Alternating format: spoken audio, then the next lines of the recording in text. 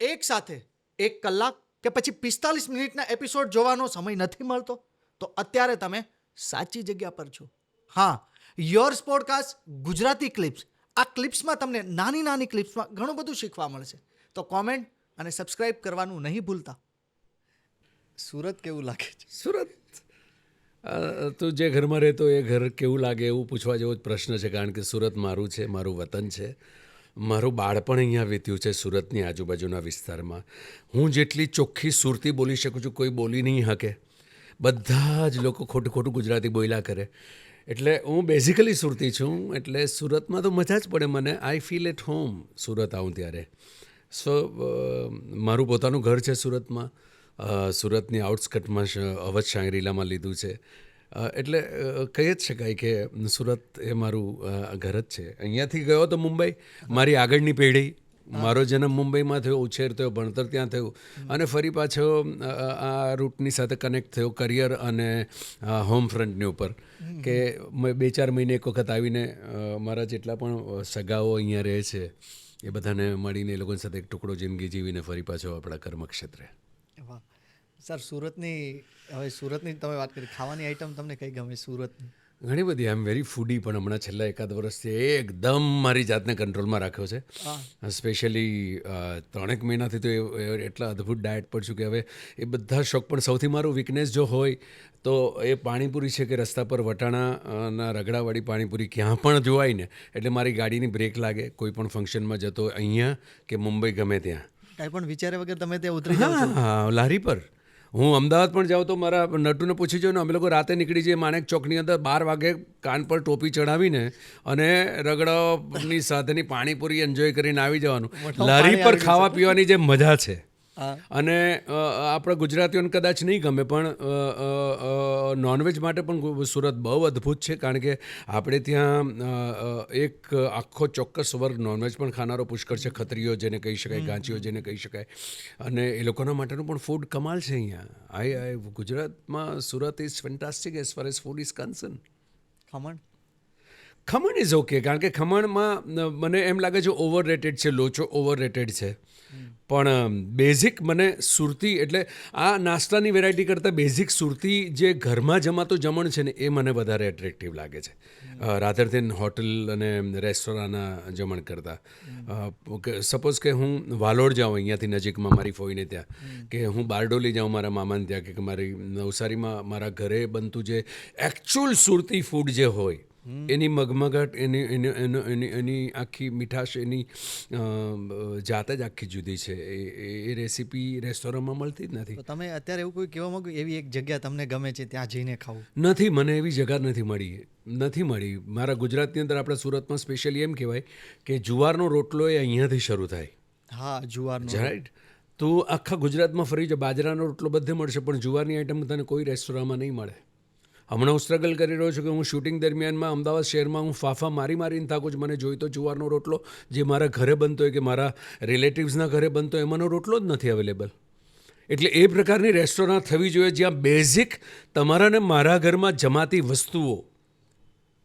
તમે રેસ્ટોરન્ટમાં જાઓ છો, ઓવર કુક છે, ઓવર ઓઇલ છે, ઓવર વઘાર છે, ઓવર મસાલાની ઘટનાઓ છે, જે લોકોને એકાદ વખત માટે બહુ મજા પડે, અઠવાડિયામાં એકાદ વખત માટે.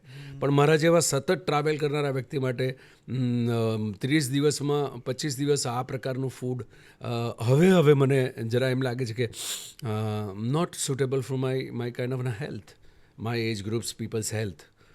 એટલે બાકી તો તું મને રસ્તા પર લઈ જાઓ, રેકડી અહીંયાથી હું જઈશું કામરેજ 4 રસ્તા, તો ત્યાં ખાવ ગલી છે, બરાબર છે, ખાઉદરા ગલી જે છે એ ખાઉદરા ગલીમાં મારો દર વખતે એક ચક્કર થાય જ. ત્યાંની પેટીસ, લીલવાની પેટીસથી લઈને દરેક વસ્તુ એક આઈટમ ચાખીને પછી આગળ રવાના થવાનું થતું હોય છે normally. So I enjoyed everything here.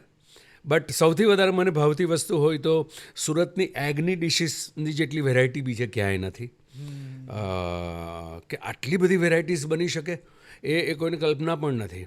એ મને બહુ અદ્ભુત ગમતી વસ્તુ છે. અને બીજી છે, સુરતમાં બહુ ઓછી જગ્યાએ મળે છે, ગુજરાતમાં ઓછી જગ્યાએ મળે છે, પણ જ્યાં પણ મને વટાણાવાળી રગડાની પાણીપુરી મળે એટલે મારી બ્રેક લાગે. અને સૌથી તીખી કદાચ હું પાણીપુરી ખાતો હોઈશ, કે anybody can give a competition, મારી સાથે શરત લગાડી શકે કે મારાથી તીખી તું ખાઈને બતાવ. I enjoy food, I love food. કેટલા શોખીન છે ખાવા માટે હિતેન સર. મજાથી ફૂડી છું યાર. સર મુંબઈમાં મિસ કરો આ બધું તમે? નહીં, મુંબઈમાં આઈ ફીલ બેટર ફૂડ. બહુ જેન્યુનલી કહું, better food in Chinese also, Punjabi also. તમે સાઉથ ઇન્ડિયન જાઓ ત્યાં પણ બહુ અદ્ભુત ફૂડ અવેલેબલ છે, એકચ્યુઅલ જેન્યુઅન સાઉથ ઇન્ડિયન. અને સાથે street food, panipuri, ragda pattice, sandwiches, આ બધી ઘટનાઓ, મોમોઝ.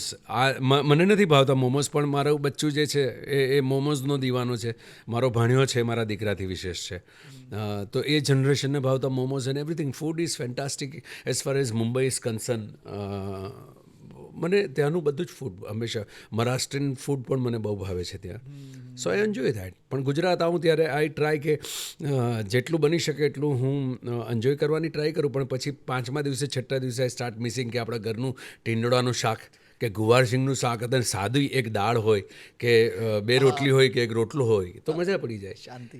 કારણ કે તમે આમ જુઓ, કાઠિયાવાડી પણ જોવા જશો તો કાઠિયાવાડી તમને આમ દેખાશે બહુ સરસ, પણ એક રેસ્ટોરન્ટમાં જશો ને તો એક સાથે 22 વસ્તુ તમને સામે પીરસવામાં આવે ને તો તમે જોઈને ઊંચાઈ જાઓ છો. હા હા. અને ધેર ઇઝ નો વેરાયટીઝ. એટલે 5 શાક હશે તો 5 શાકની એક ચમચી તમે ટેસ્ટ કરશો ને તો દરેક વસ્તુ ક્યાંક ને ક્યાંક સિમિલર જ લાગશે ટેસ્ટમાં.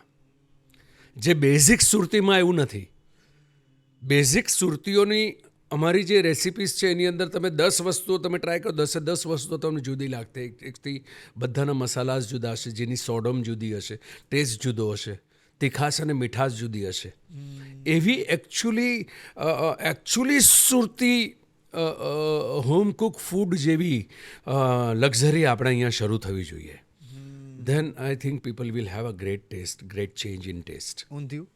ઊંધિયું I love, umbadiyu I love. આહાહા. ઉંબાડિયું હાઈવે ઉપર ખાતા હાઈવે પર મારી વાઈફનું સૌથી વધારે ફેવરેટ છે.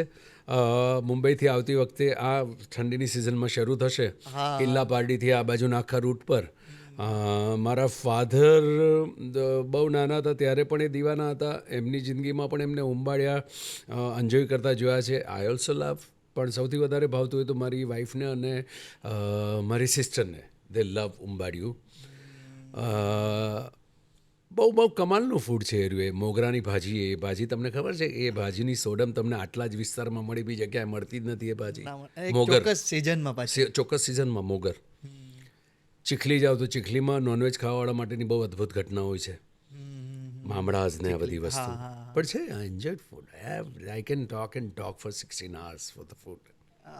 ફર્સ્ટ ટાઈમ તમે હિતેન કુમારને એક ફૂડ બાબતે તમે જોઈ રહ્યો છો, કેટલું એમને ફૂડમાં પણ એક રસ છે અને ગમે છે.